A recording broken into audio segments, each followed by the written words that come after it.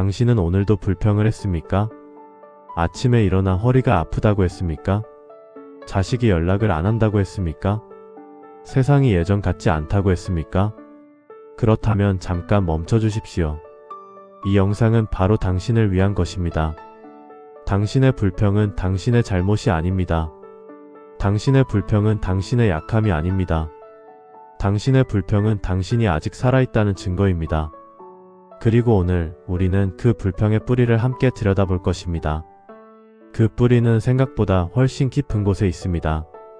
그리고 생각보다 훨씬 아름다운 것과 연결되어 있습니다. 지금부터 함께 가보겠습니다.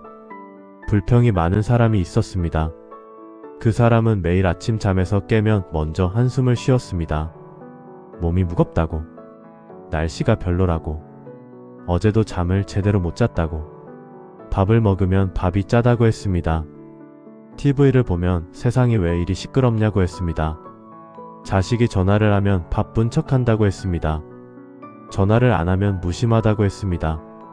당신 주변에도 이런 사람이 있습니까? 아니면 당신 스스로가 이런 사람입니까? 솔직하게 생각해 보십시오. 우리 중 많은 사람이 그렇습니다. 그리고 그것은 창피한 일이 아닙니다. 불평은 인간의 가장 오래된 언어 중 하나입니다. 아담과 이브도 불평했습니다. 공자도 제자들에게 불평을 들었습니다. 그리고 니체도 평생 불평하며 살았습니다. 그런데 니체는 어느 날 이런 말을 남겼습니다. 우리의 모든 불평은 사랑의 부족에서 온다. 이 짧은 말 한마디가 오늘 우리가 함께 나눌 이야기의 전부입니다. 당신은 오늘 아침 거울을 봤습니까? 거울 속에 누가 있었습니까? 주름이 더 늘었다고 느꼈습니까? 흰머리가 또 생겼다고 생각했습니까? 눈가가 처졌다고 볼이 꺼졌다고 느꼈습니까?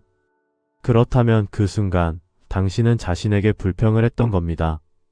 우리는 스스로에게도 불평합니다. 몸이 예전 같지 않다고, 기억력이 떨어진다고, 쉽게 피곤해진다고. 이 불평들은 어디서 왔을까요? 니체의 말을 빌리면 그것은 자기 자신을 향한 사랑이 부족하기 때문입니다.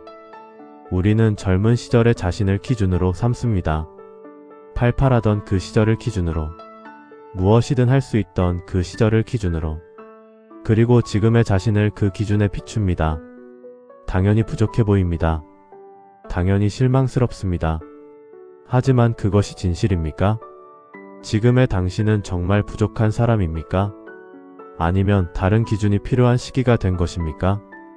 봄의 꽃이 아름답습니다. 여름의 녹음도 아름답습니다. 가을의 단풍도 아름답습니다. 겨울의 설경도 아름답습니다. 어느 계절이 부족합니까? 어느 계절이 실패입니까? 당신 지금 어느 계절에 있습니까? 그 계절에도 아름다움이 있습니다. 다만 아직 찾지 못한 것 뿐입니다. 그것을 오늘 함께 찾아보겠습니다. 프리드리히 니체는 1844년 독일의 작은 마을 르켄에서 태어났습니다. 그의 아버지는 루터교 목사였습니다. 조용하고 따뜻한 사람이었습니다. 마을 사람들에게 존경을 받았습니다. 니체는 아버지를 무척 좋아했습니다. 아버지의 손을 잡고 교회에 가는 것을 좋아했습니다. 아버지의 무릎에 앉아 이야기를 듣는 것을 좋아했습니다. 하지만 니체가 5살이 되던 해 아버지가 갑자기 쓰러졌습니다. 뇌질환이었습니다. 1년을 고통받다가 아버지는 세상을 떠났습니다. 니체는 그때 6살이었습니다. 어린 니체는 아버지의 빈자리를 이해하지 못했습니다. 아버지가 왜 없는지, 어디로 간 것인지, 다시 돌아오지 않는다는 것이 무슨 의미인지. 그 빈자리는 평생 그를 따라다녔습니다. 아버지 없이 자란 소년, 어머니와 누이와 함께 여자들만 있는 집안에서 남성적 역할 모델 없이 그는 어릴 때부터 남달랐습니다. 책을 많이 읽었습니다. 생각이 너무 많았습니다. 그래서 친구들과 어울리기 어려웠습니다. 학교에서도 혼자인 경우가 많았습니다. 다른 아이들이 뛰어노는 동안 니체는 책을 읽고 글을 썼습니다. 그는 외로웠습니다. 하지만 그 외로움이 그를 위대한 철학자로 만들었습니다. 왜냐하면 외로운 사람은 생각하기 때문입니다. 연결되지 않은 사람은 연결에 대해 질문하기 때문입니다. 사랑받지 못한다고 느끼는 사람은 사랑이 무엇인지 탐구하기 때문입니다. 니체의 철학 전체는 어쩌면 그 외로운 소년의 질문에서 시작되었을지도 모릅니다. 나는 왜 혼자인가? 사랑이란 무엇인가? 인간은 어떻게 살아야 하는가? 24살의 니체는 교수가 됩니다. 역사상 가장 젊은 철학 교수 중 하나였습니다. 바젤 대학교에서 그리스 문헌학 교수직을 맡았습니다. 모두가 그를 천재라고 불렀습니다. 하지만 그는 행복하지 않았습니다. 몸이 아팠습니다. 편두통이 끊이지 않았습니다. 눈도 거의 멀다시피 했습니다. 구토와 경련이 반복되었습니다. 강의를 하면서도 눈앞이 흐릿했습니다. 책을 쓰면서도 두통으로 쓰러졌습니다. 그는 교수직을 그만두어야 했습니다. 몸이 허락하지 않았기 때문에. 그렇게 그는 직장도 잃었습니다. 건강이 나빴으니 당연히 인간관계도 어려웠습니다. 사람들과 만나기가 힘들었습니다. 약속을 잡아도 몸이 아파 못 나가는 경우가 많았습니다. 그는 유럽을 떠돌았습니다. 이탈리아, 스위스, 프랑스, 날씨가 좋은 곳을 찾아, 몸에 맞는 기후를 찾아 정착하지 못하고 계속 이동했습니다. 여관과 하숙집에서 혼자 살았습니다. 식사도 혼자, 산책도 혼자, 생각도 혼자. 그는 불평할 이유가 충분했습니다.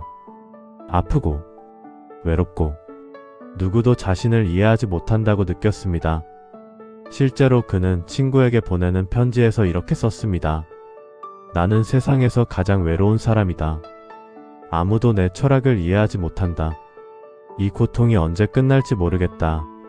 그것이 불평이었습니다. 하지만 그는 거기서 멈추지 않았습니다.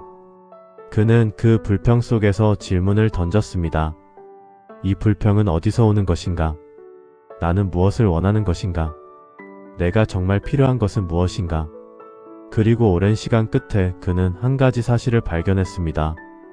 불평의 뿌리는 사랑의 결핍이었습니다. 당신은 언제 가장 많이 불평합니까?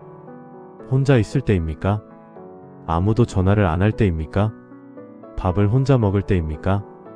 명절에 자식이 늦게 올 때입니까? 손주를 보고 싶은데 오랫동안 못 볼 때입니까? 그 순간들을 잘 들여다보십시오. 그 순간들의 공통점이 무엇입니까? 당신이 혼자라는 것입니다. 또는 연결되지 않는다는 느낌입니다. 또는 자신이 중요하지 않다는 느낌입니다. 그것이 불평의 뿌리입니다. 불평은 외침입니다. 나는 여기 있다. 나는 사랑받고 싶다. 나를 좀 봐달라. 말로 표현하기 어려운 그 마음이 불평이라는 형태로 나오는 것입니다. 어린아이가 배가 고프면 웁니다. 그 울음은 불평이 아닙니다. 그 울음은 신호입니다. 나에게 필요한 것이 있다는 신호. 어른의 불평도 마찬가지입니다. 당신의 불평은 당신 안의 신호입니다. 나는 지금 사랑이 필요하다는 신호. 당신은 그 신호를 듣고 있습니까? 아니면 그냥 불평 많은 사람이라고 스스로를 탓하고 있습니까? 그 신호에 귀를 기울여 보십시오. 그 신호가 당신에게 무언가를 말하고 있습니다. 니체는 한 여인을 사랑했습니다. 루살로메라는 이름의 젊은 여인이었습니다. 러시아 출신의 지성인이었습니다.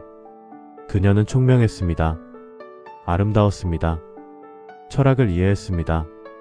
니체는 처음으로 자신의 생각을 나눌 수 있는 사람을 만났다고 느꼈습니다. 그들은 함께 오랜 시간 철학을 논했습니다. 인생을 이야기했습니다. 세상이 어떻게 돌아가야 하는지를 토론했습니다. 니체는 확신했습니다. 이 사람이 자신의 반려자라고. 이 사람만이 자신을 이해할 수 있다고. 그는 용기를 내어 고백했습니다. 하지만 루살로메는 거절했습니다. 니체는 무너졌습니다. 그는 며칠 동안 식음을 전폐했습니다. 밤새 울었습니다. 친구에게 편지를 썼습니다. 나는 다시는 회복하지 못할 것 같다. 이 고통을 어떻게 견뎌야 할지 모르겠다. 나는 사랑받을 자격이 없는 사람인가? 그는 불평했습니다. 세상이 불공평하다고. 자신이 왜 이렇게 불행한지 모르겠다고. 하지만 그는 그 고통 속에서도 글을 썼습니다. 루살로메와의 실현 직후 니체는 그의 가장 위대한 작품을 씁니다. 고통이 그를 철학자로 만들었습니다. 사랑의 결핍이 그를 사랑을 연구하게 만들었습니다. 실현이 그를 더 깊은 사유로 이끌었습니다. 당신의 고통도 그렇습니다. 당신의 불평도 그렇습니다. 그것이 당신을 더 깊은 사람으로 만들 수 있습니다. 다만 그 불평을 외면하지 않아야 합니다.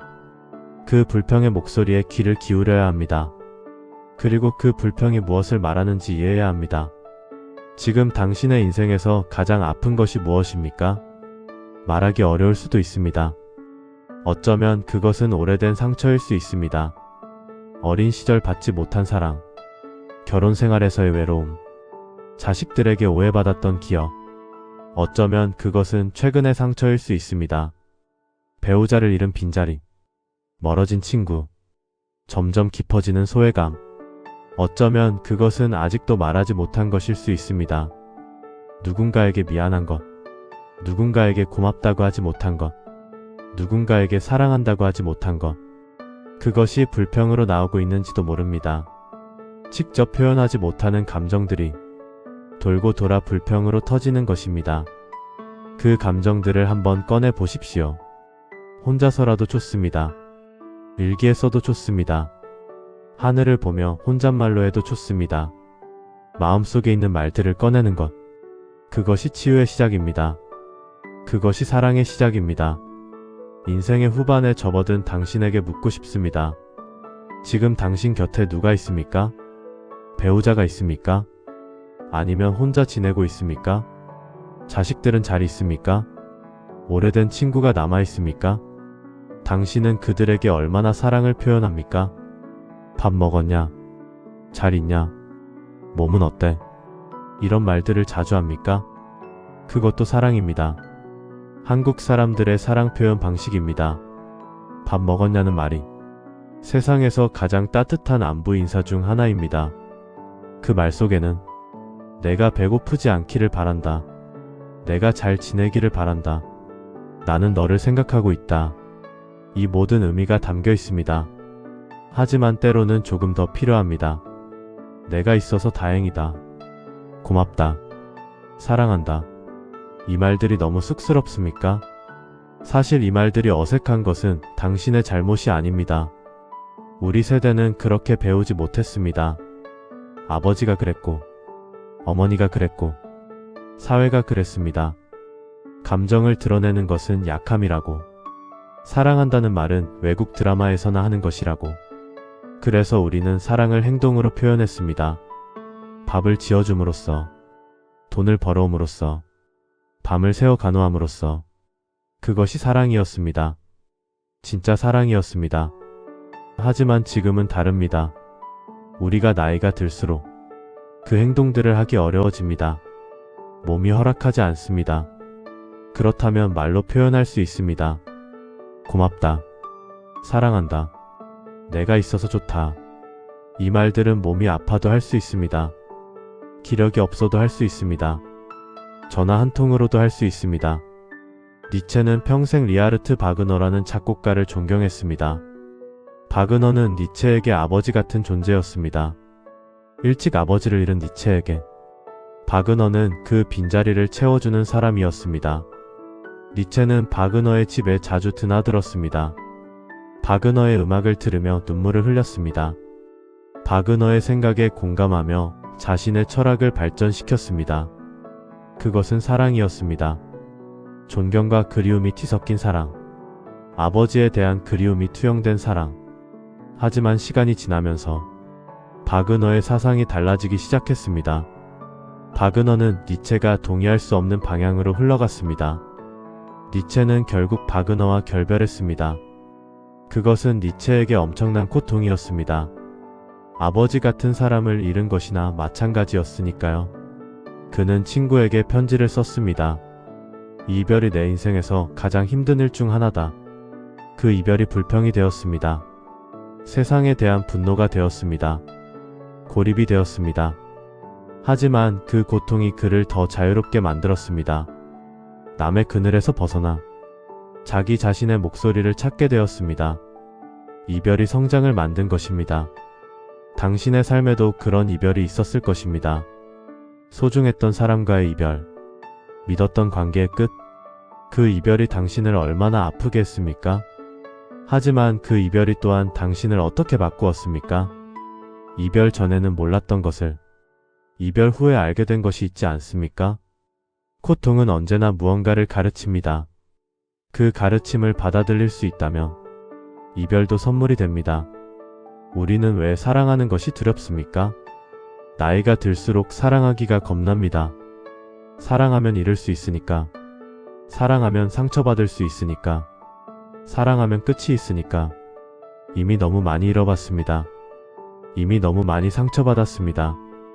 그래서 마음의 문을 닫습니다. 더 이상 기대하지 않기로 합니다. 더 이상 원하지 않기로 합니다. 그것이 자기 보호라고 생각합니다. 하지만 그것이 정말 보호입니까? 벽을 높이 쌓으면 상처는 막을 수 있습니다. 하지만 따뜻함도 막힙니다.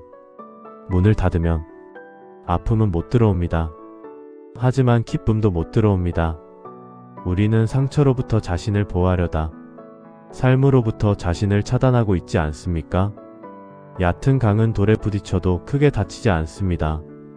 하지만 얕은 강은 배를 띄울 수도 없습니다. 깊은 강은 돌에 부딪히면 소용돌이가 생깁니다. 하지만 깊은 강은 큰 배를 품을 수 있습니다. 당신은 어느 강입니까? 깊이 있는 삶을 원합니까? 그렇다면 두려워도 사랑하십시오. 잃을 것을 알면서도 사랑하십시오. 끝이 있다는 것을 알면서도 사랑하십시오.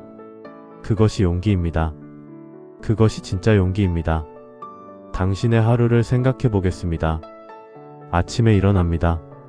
창문으로 빛이 들어옵니다. 그 빛을 보며 무슨 생각을 합니까? 또 하루 시작이네. 오늘도 비슷하겠지. 그렇게 생각합니까? 아니면 오늘도 살아있구나. 오늘은 무엇이 기다리고 있을까? 그렇게 생각합니까? 같은 아침입니다. 같은 빛입니다. 하지만 보는 방식이 다릅니다. 그 방식을 만드는 것이 무엇일까요? 사랑입니다. 자신을 사랑하면 아침이 선물이 됩니다. 삶을 사랑하면 하루가 기회가 됩니다. 반대로 사랑이 없으면 아침이 부담이 됩니다. 하루가 짐이 됩니다.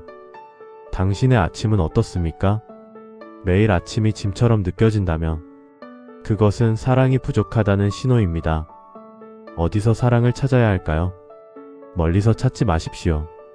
창문 밖의 하늘, 커피 한 잔의 향기, 아직 살아있는 이 몸, 그것들을 사랑하는 것부터 시작하십시오. 니체는 평생 자연을 사랑했습니다. 알프스의 산을 사랑했습니다. 지중해의 바다를 사랑했습니다. 맑은 공기를 사랑했습니다. 그는 매일 산책을 했습니다. 몸이 아파도, 눈이 침침해도, 두통이 심해도 걷고 또 걸었습니다. 그리고 그 걸음 속에서 생각했습니다. 그 생각이 철학이 되었습니다. 그 철학이 책이 되었습니다. 그 책이 지금 우리에게 닿아 있습니다. 니체는 자연을 사랑함으로써 외로움을 철학으로 바꾸었습니다. 당신 주변에도 아름다운 것이 있습니다. 아파트 창밖의 하늘, 동네 공원의 나무, 아침 산책길의 공기, 그것들을 사랑해 본 적이 있습니까? 그냥 스쳐 지나친 것들 아닙니까? 오늘부터 조금만 더 천천히 보십시오. 조금만 더 오래 느끼십시오. 나뭇잎 하나가 바람에 흔들리는 것을 보십시오. 그 흔들림이 얼마나 자유로운지, 그 흔들림이 얼마나 아름다운지, 하늘의 구름이 흘러가는 것을 보십시오. 어제의 구름과 오늘의 구름이 다릅니다. 같은 하늘이지만 매일 다른 그림입니다. 그것이 삶을 사랑하는 방법입니다. 거창하지 않아도 됩니다. 비싸지 않아도 됩니다. 지금 이 순간 눈을 조금 더 크게 뜨는 것으로 충분합니다. 자식들에 대해 이야기하겠습니다. 많은 분들이 자식 때문에 불평합니다. 연락이 없다고, 바쁘다는 핑계만 댄다고, 명절에 잠깐 왔다 가버린다고. 그 불평 뒤에 무엇이 있습니까? 내 자식이 나를 사랑하는지 모르겠다는 두려움이 있습니다. 내가 저 아이에게 충분했는가라는 질문이 있습니다. 우리 사이가 왜 이렇게 멀어진 걸까라는 슬픔이 있습니다. 자식들도 마찬가지입니다. 부모님에게 전화하고 싶지만 전화하면 또 잔소리 들을 것 같아서 망설입니다. 보고 싶지만 가면 어색하고 할 말이 없어서 금방 일어납니다. 양쪽 모두 사랑이 있습니다. 양쪽 모두 그 사랑을 어떻게 표현해야 할지 모를 뿐입니다. 사랑은 있는데 표현하는 방법을 잃어버린 것입니다. 이것은 특별한 가정의 이야기가 아닙니다. 수많은 가정이 이렇습니다. 부모와 자식이 서로를 그리워하면서 서로에게 불평하면서 서로 사랑하고 있다는 것을 모릅니다. 어떻게 하면 될까요? 먼저 손을 내미는 쪽이 이기는 것이 아닙니다. 먼저 손을 내미는 쪽이 사랑하는 쪽입니다. 당신이 먼저 전화를 해보십시오. 잔소리 없이, 기대 없이. 밥 먹었냐? 잘 있냐? 그냥 목소리 듣고 싶었다. 그 한마디가 관계를 바꿀 수 있습니다. 자식이 바빠서 전화를 못한다면 그 자식이 당신을 사랑하지 않는 게 아닙니다.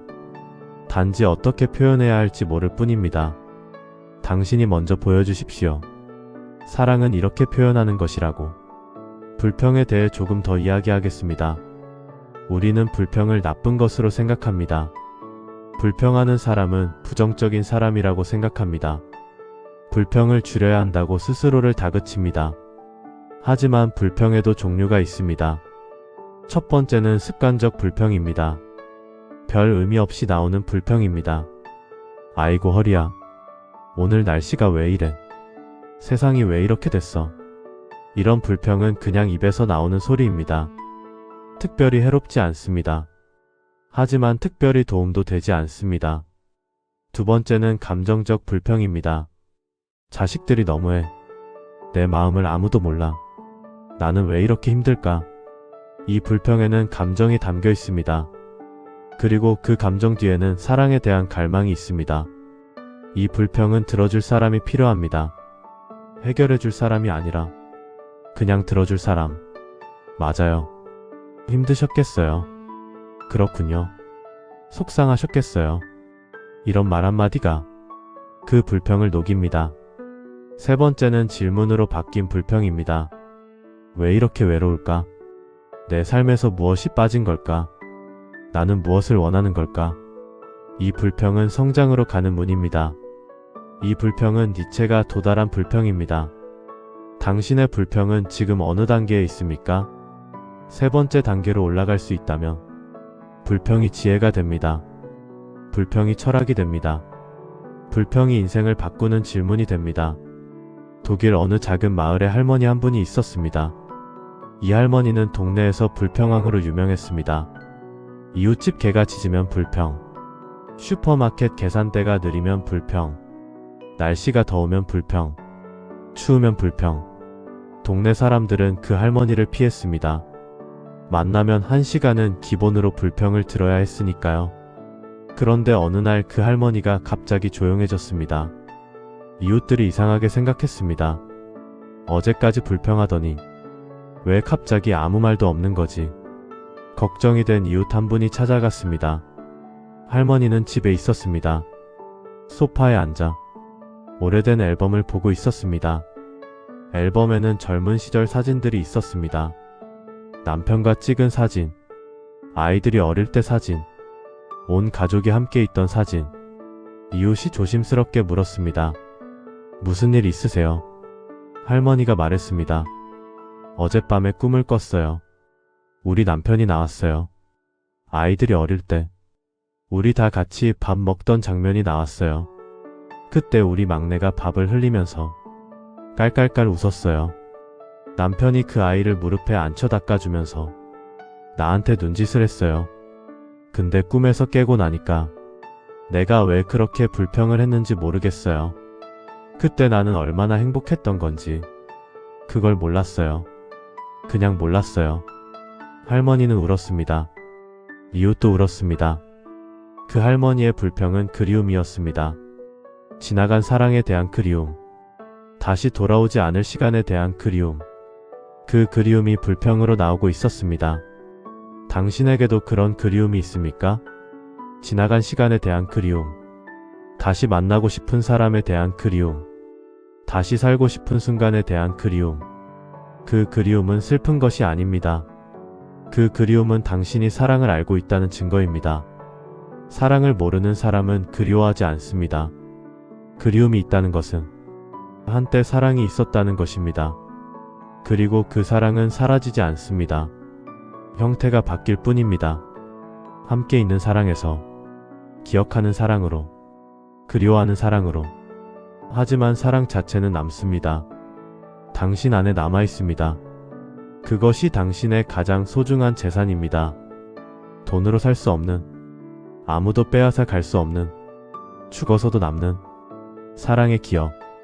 많은 분들이 이런 생각을 합니다. 이 나이에 새로운 것을 시작하면 뭐가 달라지겠어. 이미 인생의 큰 부분은 지나갔어. 지금 와서 무얼해. 그 생각이 드는 것은 자연스럽습니다. 하지만 그 생각이 전부는 아닙니다. 그 생각은 자신에 대한 사랑이 부족할 때 나옵니다. 자신을 사랑하는 사람은 이렇게 생각합니다. 내가 하고 싶은 것이 있으면 해야지. 남은 시간이라도 내가 원하는 것을 하자. 이 나이에도 새로운 것을 배울 수 있다. 세계적인 화가 모지스 할머니의 이야기를 아십니까? 그녀는 78살에 처음 그림을 그렸습니다. 손이 아파서 자수를 그만두게 되었고 그 대신 붓을 들었습니다. 80살에 첫 전시를 열었습니다. 90살에 세계적으로 유명해졌습니다. 100살이 넘어서도 그림을 그렸습니다. 그녀는 말했습니다. 나는 내가 좋아하는 것을 그렸다. 그것으로 충분했다. 그녀는 명성을 원한 것이 아니었습니다. 그저 무언가를 사랑했습니다. 그 사랑이 삶을 바꾸었습니다. 당신에게도 그런 것이 있습니다. 아직 시작하지 못한 것, 오랫동안 하고 싶었던 것, 누군가에게 부끄러워서 못했던 것, 그것을 지금 시작하십시오. 늦지 않았습니다. 당신이 늦었다고 믿을 뿐입니다. 니체는 이런 말을 남겼습니다. 나를 죽이지 못하는 것은 나를 강하게 만든다. 이 말은 고통에 대한 이야기입니다. 하지만 사랑에도 적용됩니다. 당신이 사랑하다 상처받은 것들, 당신이 사랑하다 잃어버린 것들, 당신이 사랑하다 이별한 것들, 그것들이 당신을 부순 것 같습니까? 하지만 당신은 지금 여기 있습니다. 부서지지 않았습니다. 살아있습니다. 그리고 여전히 사랑을 기억합니다. 그것이 강함입니다. 그것이 진짜 강함입니다. 우리 세대는 강한 세대입니다. 전쟁을 겪었습니다. 가난을 이겨냈습니다. 가족을 지켰습니다. 나라를 일으켰습니다. 그 강함의 뿌리가 무엇입니까? 사랑입니다. 가족을 사랑했기 때문에 버텼습니다. 아이들을 사랑했기 때문에 일했습니다. 삶을 사랑했기 때문에 포기하지 않았습니다. 당신의 강함은 사랑에서 왔습니다. 그 사랑이 지금도 당신 안에 있습니다. 당신에게 지금 사랑하고 있는 것이 있습니까? 사람이 아니어도 됩니다. 좋아하는 음식이 있습니까? 좋아하는 음악이 있습니까? 좋아하는 산이나 강이 있습니까? 좋아하는 계절이 있습니까? 좋아하는 시간대가 있습니까? 이런 작은 것들도 사랑입니다. 저녁 산책이 좋다면 그것을 사랑하십시오. 오늘 저녁에 꼭 나가십시오. 커피 한 잔이 좋다면 그것을 사랑하십시오. 내일 아침 천천히 음미하십시오. 노래 부르는 것이 좋다면 그것을 사랑하십시오. 노래 교실에 한번 가 보십시오. 사진 찍는 것이 좋다면 그것을 사랑하십시오. 오늘의 하늘을 찍어 보십시오. 삶을 사랑하는 것은 거창한 것이 아닙니다. 지금 이 순간의 작은 것들을 소중히 여기는 것입니다. 그 작은 사랑들이 쌓이면 삶이 풍요로워집니다. 불평이 줄어듭니다. 아침이 달라집니다. 하루가 달라집니다. 우리는 자주 비교합니다. 남의 자식이 더 잘 됐다고 생각합니다. 이웃이 더 편안하게 산다고 생각합니다. 옛 친구가 더 행복해 보인다고 생각합니다. 그 비교가 불평을 만듭니다. 왜 나만 이렇게 힘드냐? 왜 저 사람은 저렇게 잘 사냐? 내 인생은 왜 이 모양이냐? 하지만 비교는 공정하지 않습니다. 당신은 그 사람의 새벽 2시를 모릅니다. 그 사람이 혼자 우는 밤을 모릅니다. 그 사람이 가슴에 묻어둔 아픔을 모릅니다. 누구나 밖으로 보이는 모습과 안으로 느끼는 것이 다릅니다. 화려해 보이는 사람도 외롭습니다. 성공한 것처럼 보이는 사람도 두렵습니다. 당신의 삶과 남의 삶을 비교하지 마십시오. 당신의 삶은 오직 하나뿐입니다. 세상에 단 하나뿐인 이야기입니다. 당신이 걸어온 길, 당신이 버텨온 시간, 당신이 사랑하고 잃어버린 것들, 그 모든 것이 합쳐져 당신이 되었습니다. 그 당신을 소중히 여기십시오. 그 당신을 사랑하십시오. 당신은 이미 충분히 특별합니다. 니체는 말년에 정신을 잃었습니다. 광장에서 쓰러졌습니다. 채찍질 당하는 말을 보고 그 말을 부둥켜 안으면서 눈물을 흘리며 의식을 잃었습니다. 그 후 그는 다시는 온전한 정신으로 돌아오지 못했습니다. 10년을 그렇게 살았습니다. 어머니가 돌봐주었습니다. 어머니가 먼저 세상을 떠나자 누이가 그를 돌봤습니다. 그는 말을 잃었습니다. 철학을 잃었습니다. 자신이 누구인지도 잊어버렸습니다. 하지만 누이의 말에 따르면 그는 가끔 피아노 앞에 앉아 연주를 했습니다. 젊은 시절 좋아했던 곡들을 누군가 손을 잡아주면 조용히 미소를 지었습니다. 그것이 마지막 니체였습니다. 논리도 없었습니다. 철학도 없었습니다. 하지만 따뜻한 손의 감촉에 그는 미소를 지었습니다. 사랑이 무엇인지 그 장면이 말해주고 있습니다. 말이 없어도, 생각이 없어도 사랑은 남습니다. 몸이 아파도, 기억을 잃어도 사랑의 감각은 남습니다. 당신은 언제 마지막으로 누군가의 손을 잡았습니까? 배우자의 손, 자식의 손, 손주의 손. 언제 마지막으로 그 온기를 느꼈습니까? 우리는 나이가 들수록 몸의 접촉이 줄어듭니다. 악수도 줄고, 포옹도 줄고, 손잡는 것도 어색해집니다. 하지만 사람은 접촉이 필요합니다. 피부가 느끼는 온기가 필요합니다. 당신이 여기 있다는 실체적인 감각이 필요합니다. 사람의 손을 잡으면 마음이 안정됩니다. 불안이 줄어듭니다. 혼자가 아니라는 것을 느낍니다. 이것은 어린아이에게만 해당하는 이야기가 아닙니다.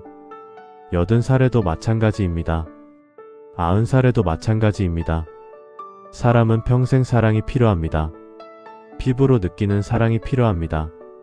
당신도 그렇습니다. 오늘 가족을 만나면 손을 한 번 더 잡아보십시오. 등을 한 번 토닥여 주십시오. 말이 없어도 됩니다. 그 접촉 자체가 사랑입니다. 당신의 인생 이야기를 한번 써보십시오. 거창하게 쓸 필요 없습니다. 출판할 것도 아닙니다. 그냥 노트를 하나 사십시오. 그리고 떠오르는 것들을 적어보십시오. 어릴 때 가장 행복했던 기억, 인생에서 가장 잘한 선택, 가장 소중한 사람, 가장 감사한 순간, 그것들을 적다 보면 당신의 인생이 얼마나 풍요로웠는지 알게 됩니다. 우리는 힘들었던 것만 기억하는 경향이 있습니다. 아팠던 것, 억울했던 것, 잃어버린 것. 하지만 그것만이 전부가 아닙니다. 기뻤던 것, 감사했던 것, 사랑했던 것. 그것들이 훨씬 더 많습니다. 단지 잘 기억하지 않을 뿐입니다. 그 기억들을 꺼내십시오. 그 기억들을 소중히 여기십시오. 그 기억들이 당신의 진짜 보물입니다. 당신에게 한 가지를 부탁하겠습니다. 오늘 잠자리에 들기 전 딱 3가지만 생각해 보십시오. 오늘 내가 감사했던 것 1가지, 오늘 내가 사랑한 것 1가지, 오늘 내가 누군가에게 해준 것 1가지. 작아도 됩니다. 오늘 날씨가 좋았다. 오늘 커피가 맛있었다. 오늘 지나가는 사람에게 키를 알려줬다. 그것으로 충분합니다. 이것을 매일 하면 한 달 후에는 달라집니다. 3달 후에는 크게 달라집니다. 불평이 줄어드는 것이 아닙니다. 사랑이 많아지는 것입니다. 사랑이 많아지면 불평이 힘을 잃습니다. 감사한 마음과 불평하는 마음이 동시에 가득 찰 수 없기 때문입니다. 사랑으로 마음을 채우면 불평이 들어올 자리가 없어집니다. 당신의 인생은 아직 끝나지 않았습니다. 오늘 이 영상을 보고 있다는 것이 그 증거입니다. 아직 궁금한 것이 있고, 아직 알고 싶은 것이 있고, 아직 더 살고 싶은 마음이 있기 때문에 당신은 여기 있습니다. 그것이 사랑입니다. 삶에 대한 사랑. 니체는 아팠습니다. 외로웠습니다. 마지막에는 정신도 잃었습니다. 하지만 그가 남긴 말은 지금 이 순간 당신에게 닿아 있습니다. 그것이 사랑의 힘입니다. 시간을 넘습니다. 공간을 넘습니다. 심지어 죽음도 넘습니다. 당신의 사랑도 그렇습니다. 당신이 가족을 위해 버텼던 시간, 당신이 아이들을 위해 희생했던 날들, 당신이 아무 말 없이 지켜보며 기도했던 밤들, 그 모든 것이 사랑이었습니다. 그 사랑은 사라지지 않았습니다. 당신의 자녀들 안에, 손주들 안에, 당신이 닿은 모든 사람 안에 남아있습니다. 당신은 이미 충분히 사랑했습니다. 그리고 앞으로도 사랑할 수 있습니다. 오늘 하루 딱 하나만 해보십시오. 사랑한다는 말을 한번 하십시오. 가족에게, 친구에게, 아니면 거울 속의 자신에게. 그 말이 어색해도 괜찮습니다. 목소리가 떨려도 괜찮습니다. 눈물이 나도 괜찮습니다. 그 말을 하는 순간 당신의 불평이 조금 줄어들 것입니다. 왜냐하면 니체의 말처럼 우리의 모든 불평은 사랑의 부족에서 옵니다. 사랑을 채우면 불평은 설 자리를 잃습니다. 오늘부터, 지금부터 사랑을 시작하십시오. 아직 늦지 않았습니다. 당신의 인생에서 지금 이 순간이 가장 젊은 순간입니다. 이제 남의 시선에 사는 삶은 끝내십시오. 남의 기대에 맞추는 삶, 남의 눈치를 보는 삶, 남과 비교하며 스스로를 작게 만드는 삶, 그 삶은 이제 내려놓으십시오. 지금부터는 당신 자신을 위해, 당신이 사랑하는 것을 위해 당신의 남은 날을 사십시오. 그것이 니체가 평생의 고통 끝에 우리에게 남긴 가장 깊은 말입니다. 불평하는 당신은 아직 사랑을 원하는 당신입니다. 그 사랑, 지금 시작하십시오.